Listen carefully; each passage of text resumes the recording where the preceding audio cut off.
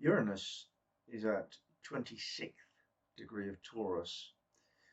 So we'll have a look at the Sabian symbol of that degree and try to understand how Uranus is expressing itself in that Sabian symbol during this time. Uranus, fundamentally, the essence of its archetypal energy is freedom.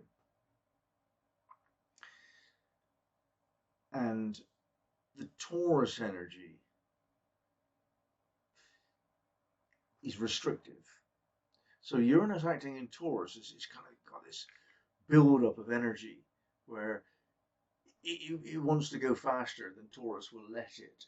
And it's an immovable object stopping an unstoppable force. So you've got that tension inherent within Uranus when it's in Taurus. And it's interesting that the last time it was doing this, there was also at that time an upsurging of right-wing fascist politics. So this urge to be free, the Uranus energy of the people claiming their right to be free, and the Taurus, mine, this is not my country, this is my property. And you get the idea that President Xi and President Putin and even President Trump elect, there's a bit of that going on. They consider a possessive relationship with their countries to be wholesome and appropriate. And it's not a minority point of view. Xi and Putin are both popular at home. And Trump has just won the popular vote. So there's a part of our collective psyche which is Uranian, where we want to be free. And there's another part that we want to be possessive, and therefore, this is a wisdom that most people don't get, possessed. Now, if you can understand the energy of Taurus as being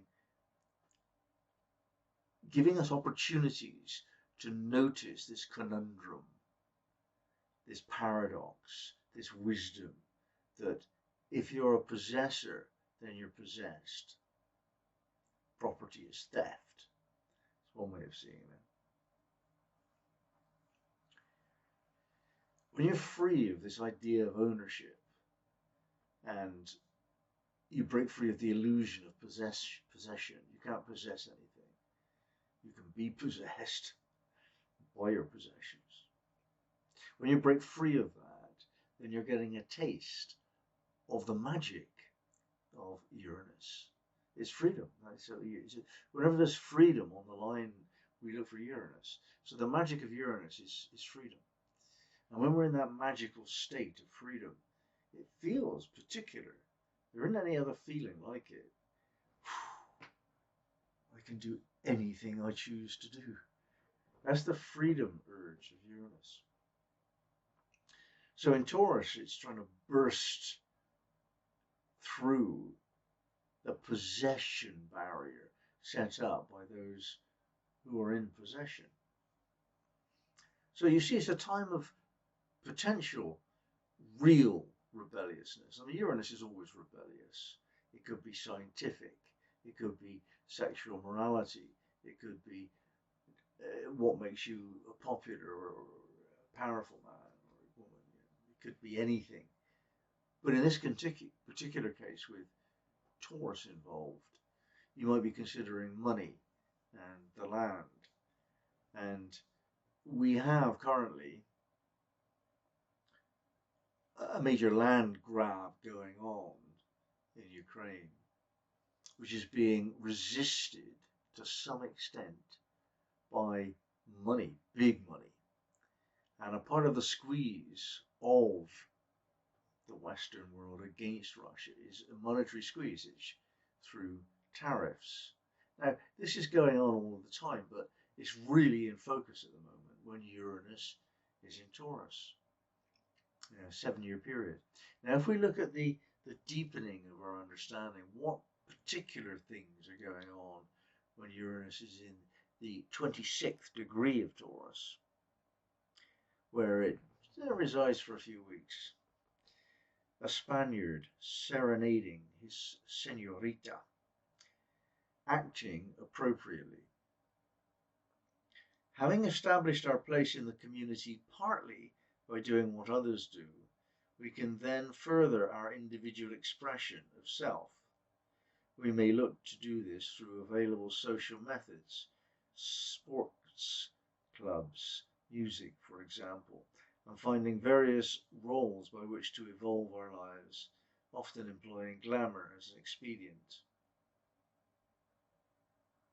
Learning how to behave appropriately. The essential message here is acting appropriately. And there's some sense in which on a personal level, we are trained in how to act appropriately by a very subtle process of civilizing us, like nappy training and teaching you manners and customs and how to work within your community, so to be a productive member of it rather than a force that needs to be contained due to some justice principle being imposed upon you.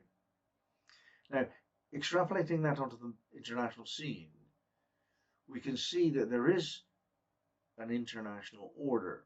There is a law, a code of law that relates to warfare. And the fact that these codes of war have been broken is a major offense to the idea of acting appropriately. We can look at who did not act appropriately in Ukraine, and we find that on the one hand of the argument,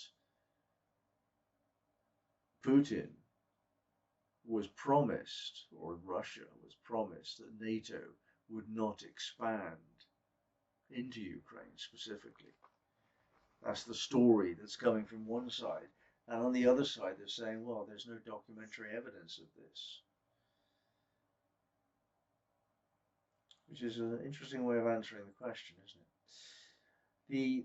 The hint is that there was an understanding that actually the facts of the matter are that if you poke the bear starts to get a bit agitated. And for NATO to take over Ukraine and the European Union to do the same thing, that would be poking the bear. And that's what is said to be the cause by the one side. It is also said that this is simply a device used to validate a deeper, more sinister game plan.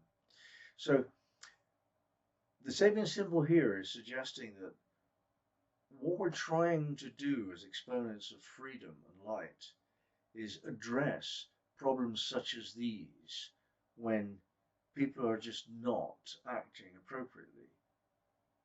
And we point to codes of conduct, we point to mores, courtesies, respect. We point to these things and say, look, these are more important than money and property. These are eternal qualities by which we measure ourselves in our humanity. And these are being usurped at the moment. That's what's going on when Uranus is in this 26th degree of Taurus. There's inappropriate acting. People are doing the wrong things, as they always do, but in a really obvious way, to do with land grabbing and money in big sums. You know, that's the issue here for Uranus. So we keep this in mind as we look at the kind of current affairs through the lens of the outer planets, and particularly where they're keywords.